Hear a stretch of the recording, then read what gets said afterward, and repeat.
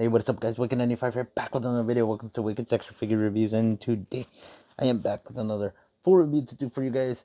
And today, guys, we're going to be continuing off with the second figure in the set, the WCW Monday Night Wars Wave 3. If you guys missed out my Rock unboxing and review, go ahead and check it out. There's a link below and a card up in the right-hand corner so you guys can check them out. So, this is the second figure in the set, guys. The Raw Van Dam figure. It's actually a pretty nice figure. It doesn't look that bad. In the images that we got when they were showing this figure, I honestly was like, it doesn't look that cool, but the gear actually is not bad. Now that I have it here in hand, it's not bad. It's a little bit of a reuse of the figure, but nonetheless, it looks pretty cool. Here is the Disciple right here, Rob Van Dam. He's right there. Young RVD. It does look like it's a little bit of a different head scan there.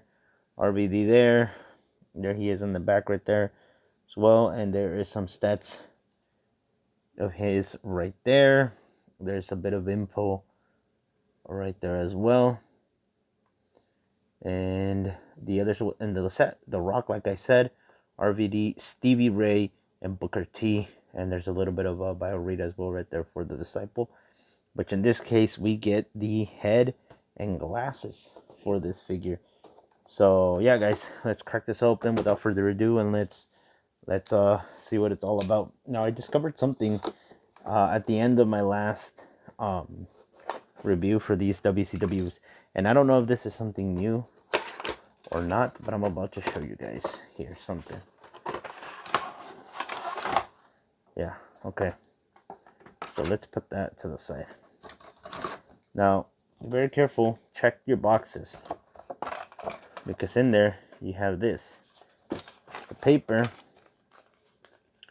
It says WWE 2K24 playable my faction character locker code, and I'm guessing this is a code, which it does have in here, but I'm not gonna show you guys here. But there's a code right there, and then it tells you how to redeem them.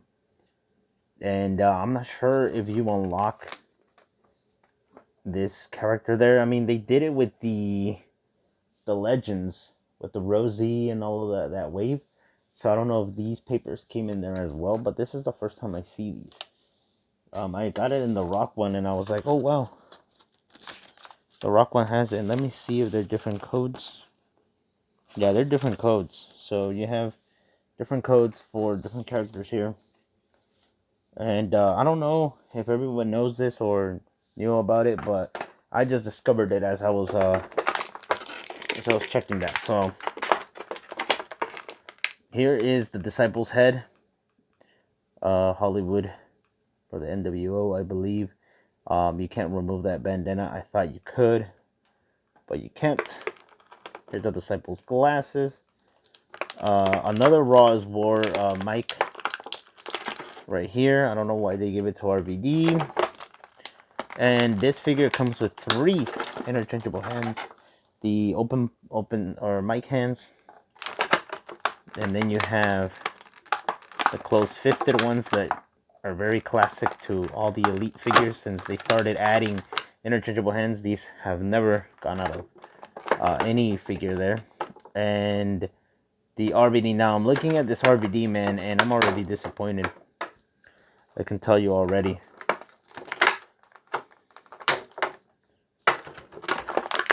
Okay, let's take this guy. Yeah, why are they putting a lot of ties on this guy? On these figures specifically.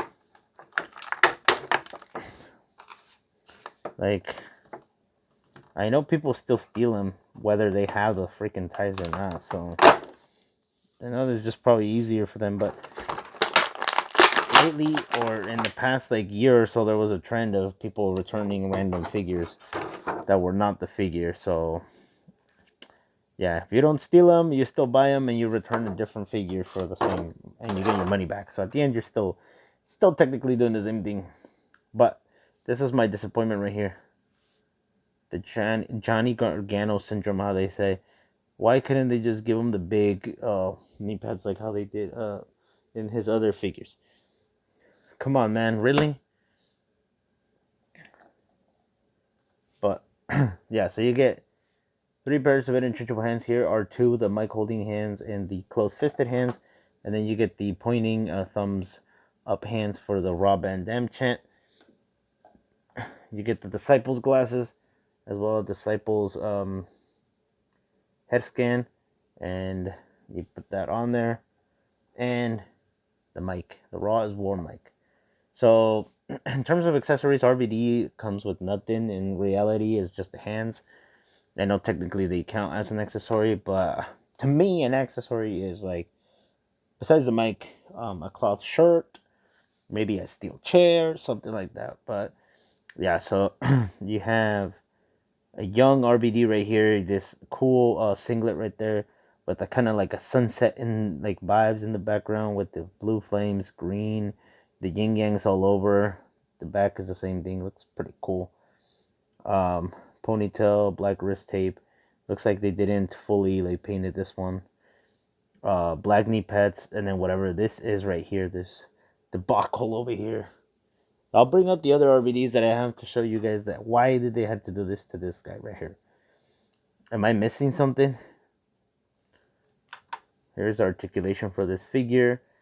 Posable, very good, very nice. 360 on the head. The ponytails are kind of on the way, but there's a way to fix that as well.